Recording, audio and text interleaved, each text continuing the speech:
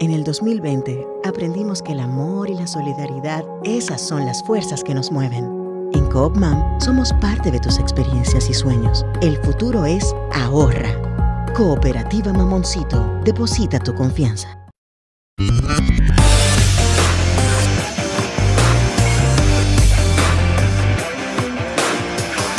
Desde la República Dominicana, soy Ivonne Ferreras, aquí estamos en este 30 de mayo. 30 de mayo, Día de la Libertad. 30 de mayo 1961. 30 de mayo, el ajusticiamiento del sátrapa, del tirano, de una de las dictaduras más férreas en esos momentos en que transitaba América Latina y muchos de sus países. La padecíamos aquí en República Dominicana con Rafael Leónidas Trujillo a la cabeza. Y hoy, por supuesto, que tenemos que celebrar el Día de la Libertad, un día establecido por decreto para homenajear a todas esas personas que lucharon en contra de la dictadura, de la tiranía trujillista, de las víctimas de ese régimen de Trujillo, donde se escogió esa fecha como un símbolo de liberación, porque un día como hoy, 1961, fue cuando ocurrió ese ajusticiamiento. Y eso tiene que impactar, señores, de manera muy contundente en la mente, en la conciencia de estas generaciones que en muchas ocasiones les hemos visto evocando al tirano. Lo que se vivió aquí en República Dominicana y que por haberle negado el acceso a la educación que viene desde atrás a muchos de nuestros dominicanos no le permite dimensionar lo que se vivió aquí en esos 30 años, que fue lo que duró la dictadura de Trujillo. Aquí no había libertad para nada, absolutamente para nada. Tú no tenías libertad ni siquiera de escoger o de decidir con libertad la pareja con la que tú querías estar, si tú eras parte de los funcionarios públicos de entonces, porque para todo eso había que pedirle permiso a Trujillo, que se creía Dios. Por eso eran obligadas las viviendas de los dominicanos a decir: aquí vive Dios. Y Trujillo, cuánta osadía, cuánto sacrilegio de este criminal que muchos esgrimen no se robaba, no había posibilidad de robarse, porque él con su familia se lo robaba todo. El asesinato, la falta de expresión, las libertades públicas de expresión sociales, eso fue lo que vivió República Dominicana en esa dictadura. No se compara con ninguna. Juan Vicente Gómez entonces estaba en Venezuela, y así como esas otras dictaduras, pero ninguna eran comparables con la de Trujillo. Entonces, enhorabuena, señores, 61 años después, Día de la Libertad, aunque sea un mamotreto de democracia, pero de alguna forma se avanzó en el tiempo. Los temas, bueno, señores, ha habido un repunte en estos días con la cuestión de la criminalidad, con el tema de la delincuencia. ¡Qué barbaridad!, ¿no? Es como es el círculo vicioso que vivimos siempre. Desde hace semanas ya se vive hablando de todo el tema del pandillerismo, de la presencia de estos grupos que están enquistados, sobre todo en muchos sectores populares, pobres, haciendo cualquier cantidad de travesuras, bandas armadas, en algunos casos víctimas que ni siquiera tienen que ver con absolutamente nada, son víctimas de esos enfrentamientos. Y mientras eso ocurre, tenemos los pronunciamientos de las autoridades que tienen que ver con la represión de manera directa de esto, aunque ya sabemos que el tema de la delincuencia y de la criminalidad es producto de la pobreza, de la marginalidad, ¿no? Pero bueno, no son casos aislados, como ha dicho el ministro de Interior y Policía, mi querido amigo Jesús Vázquez. Los residentes de los barrios entienden que la delincuencia hace mucho rato que se instaló, y se instaló para peor de la mano de la policía. Eso no es nuevo, eso siempre lo hemos sabido. El ministro tiene una percepción equivocada, o prefiere hacerse el loco, porque sabe perfectamente, Jesús, que eso no es así, que de casos aislados. Entonces yo creo que debe conectar y debe ver con lo que son los datos de la realidad. Hay muchos casos en estos días, señores. Vimos ahí, por ejemplo, el asesinato, me parece que fue un oficial de la Fuerza Aérea. Vimos el vigilante de la farmacia de GBC, cómo fue asesinado. Y así hemos visto tantos casos en los últimos días que más que intentar justificar, yo creo que hay que buscarle solución de una vez y por todas. ¿Hasta cuándo vamos a convivir, señores, con el tema de la delincuencia? Y el tema del día que hoy aparece en los diarios tiene que ver con el caso, con el sistema educativo y con la medición que hace el ministro de Educación. Habla sobre los estudios que han revelado cómo poniendo algunos casos, como por ejemplo el caso de la pandemia frenó el avance de la educación, cómo los conflictos con la asociación de profesores ha dificultado el avance. Pero la verdad es que el asunto va mucho más allá de esas justificaciones que se buscan desde el Ministerio de Educación, aunque sabemos que ha tenido una posición bastante crítica. Aquí, hablar del tema educación, señores, requiere una mirada mucho más amplia, que vaya mucho más allá del tema de la coyuntura, mucho más amplia, hace mucho tiempo de que eso es así. Aquí se hizo un pacto dentro de todos los pactos que estaban pendientes, que fue el pacto educativo, donde se hicieron algunos consensos que tú no sabes dónde fueron a parar. Pese a la persistencia con el problema del 4% en el sistema educativo, el impacto, eso no sirvió para nada, y así lo demuestran las mediciones, porque ese 4% del que fue producto de las luchas sociales para la aprobación de una ley que habían violado gente que tienen en este país la responsabilidad, o la tenían en sus distintos gobiernos, de resolver el problema de la educación, como es el caso del expresidente Fernández, después también Hipólito Mejía.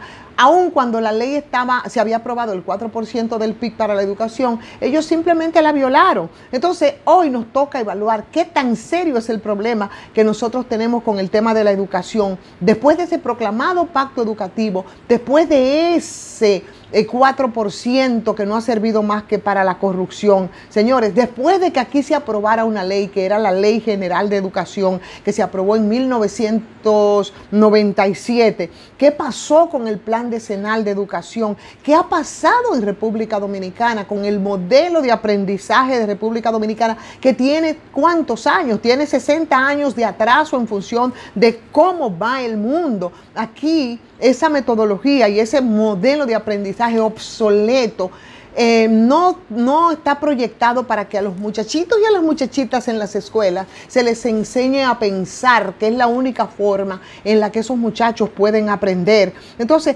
ese modelo educativo de República Dominicana está obsoleto.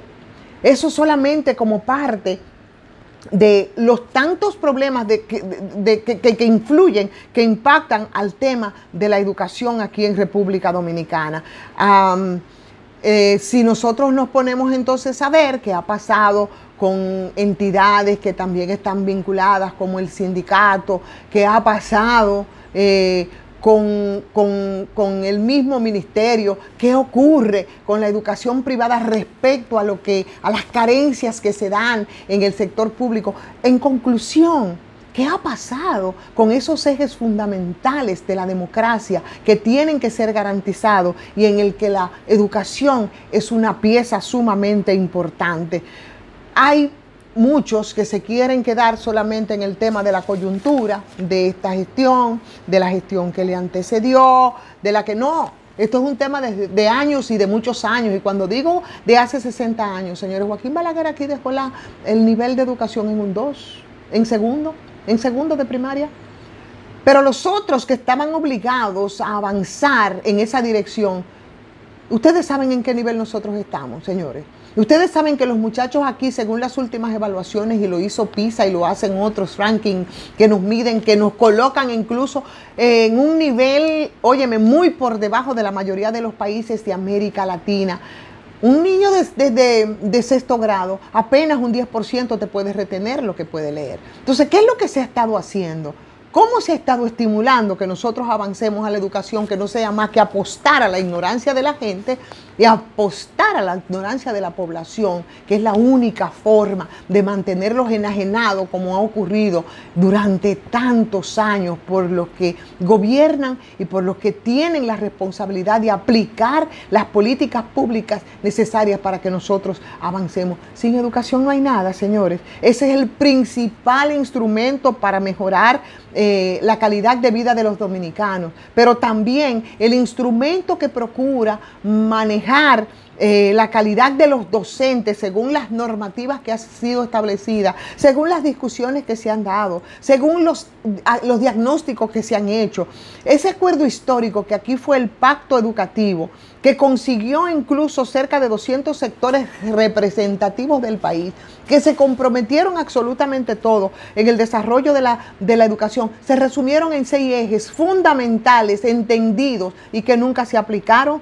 La dignificación de la carrera del docente, por ejemplo, era uno de los puntos que había que cumplir. La cultura de la evaluación, la gestión de eficiencia del sistema educativo, los recursos para la educación. Pero nada de eso, señores, sirvió para absolutamente nada. El otro tema que voy a profundizarlo mañana, porque esto es como una especie de película, y es lo que pasa en el partido, señores, el Partido de la Liberación Dominicana, la coyuntura y a partir de lo que ocurre en el PLD, qué pasa con los partidos políticos en sentido general, qué pasa con esta oposición, el Partido de la Liberación Dominicana. Ahí, bueno, pues hay un grupo que evidentemente ha estado apostando, ¿verdad?, a que Abel no avance. Los problemas son bastante serios, y los problemas son serios porque ahí hay una especie de fractura respecto de cara a las próximas elecciones del 2024. Hay un grupo que entiende que el PLD, y lo dejó bastante claro en su última intervención Abel Martínez, quiere que no se produzcan alianzas de cara a las próximas elecciones congresuales y municipales, con la fuerza del pueblo, por supuesto, y que ellos se mantengan y traten de fortalecerse en esa dirección. Hay otros que entienden que no hay ninguna salida para el PLD que no sea la alianza con la FUPU. Y por supuesto, yo soy de las que creo, lo he dicho en muchas ocasiones, que una alianza con la fuerza del pueblo, si es para las congresionales, el único que sale beneficiado es la fuerza del pueblo, que no tiene estructuras y que sí las tiene a nivel del país el Partido de la Liberación Dominicana. Por tanto, se montaría entonces en estas estructuras y podría salir muy bien parado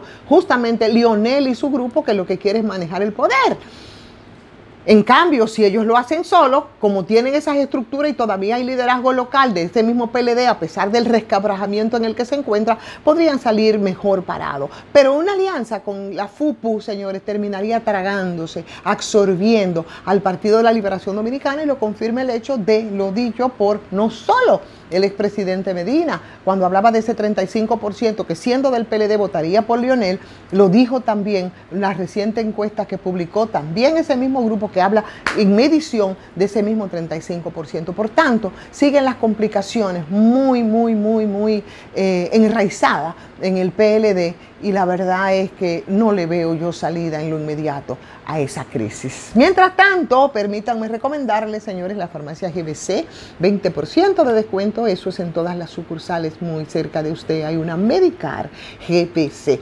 Cuídense de las lluvias en estos días, ¿sí? En los terrenos, la tierra está muy sensible por las lluvias caídas, aunque todavía no logramos sobrepasar este periodo de sequía y el impacto que ha tenido en la agropecuaria y también en el tema de la generación eléctrica.